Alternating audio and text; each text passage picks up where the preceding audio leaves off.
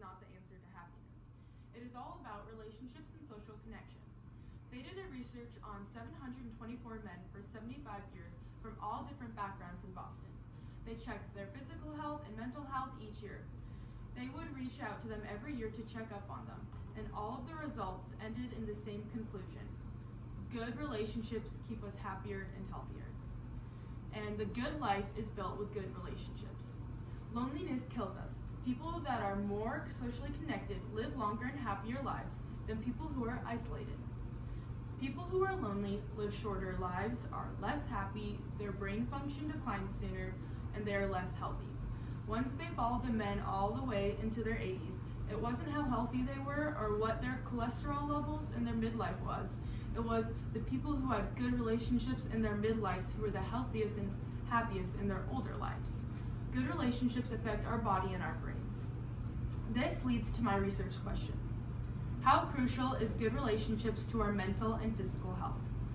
After my research, I found how detrimental social connections are to our health and happiness. According to a review of 148 studies, strong relationships reduce mortality by an average of 50%, and an unmarried person is 250% more likely to die than a married man. Relationships affect our health in many regions of our body, in our heart, brain, and immune system. Social connections are crucial for humans growing up because it affects our bodies and mental health the most. For children, friendships A, provide opportunities to learn and use skills effective for interpersonal communications. B, provide a foundation for future relationships including romantic, peer, and family. C, provides the opportunity to express emotion and gain experience in regulating emotions. And D, provides the opportunity to share, cooperate, and help others. Social connections from the start of childhood is what sets humans up for success and happiness. You learn and grow so much as a kid. Being in relationships teaches you how to behave and interact in the world. Without relationships at a young age can prevent humans being healthy and lead to many problems growing older in health, habits, behavior, social interactions, and mental stability.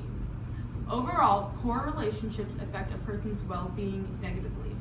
That is why unhealthy relationships in adolescence or bullying and teasing at a young age can affect someone so much because their bodies need good and strong relationships in order to mature and grow into a happy and healthy lifestyle.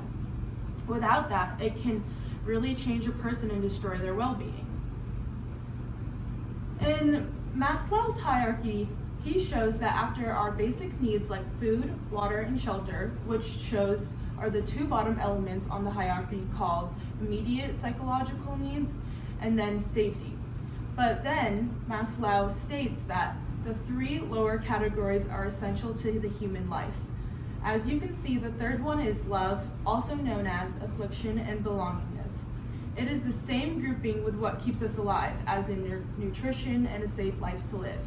This concludes how important relationships are for their survival of life.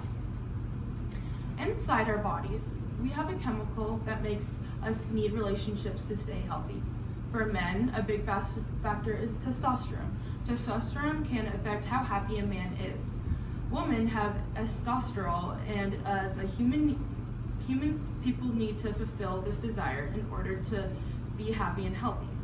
Two other important hormones we have are vasopressin, which is in mostly males, and oxytocin, which is mostly expressed in females. These hormones affect the brain and how we feel. Oxytocin is a big factor on increasing bonding.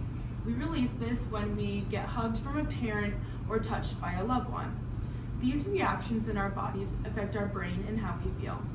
When you express more and release more, you become closer and more comfortable. Social connections are natural to the human body, and these hormones show that our body needs to feel connection in order to live a satisfied life. These hormones make us get more emotionally satisfaction, creating more happiness inside the body. This conclusion of mental health and happiness affected by affliction is universal. This is true for every human around the world. For proof, the Malaysian culture also did a study on happiness. 270 young people aged from 15 to 24 were recruited in this cross-sectional survey. A thematic, qualitative approach was used to analyze open-ended questions, and the finding reveals that happiness, relationships with family members and friends, and having specific goals in life were the top 3 contributors to the meaningfulness in young people's lives. They came to the same conclusion about how relationships are the major theme in the meaning of life. Just how Waldinger did in his study too. Anywhere you go around the world, it will be the same result, no matter what race, culture, religion, class, or sexual orientation you are. Strong connections will always be universally powerful to someone's well-being. Overall, after reading articles and watching videos on relationships, I came to the realization that us as humans were created to need social relationships, and they are detrimental to our lives.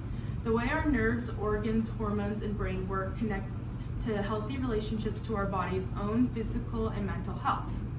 It's just one straight fact. We need good relationships in order to be happy and healthy. And why? It is simple. The way the human body is wired and how we function inside. Just like how our body needs food and water to stay alive, we also need relationships to do the same. It is crucial to our survival, and every day with people you know, you can establish this conclusion on your own in the real world. People who don't feel that they have a good relationship start to become sad and become unhealthy, whereas people surrounded by good relationships feel that their life is being fulfilled. So I say, put down that phone and start connecting to your loved ones and see how it makes you feel inside. And then try to prove me wrong.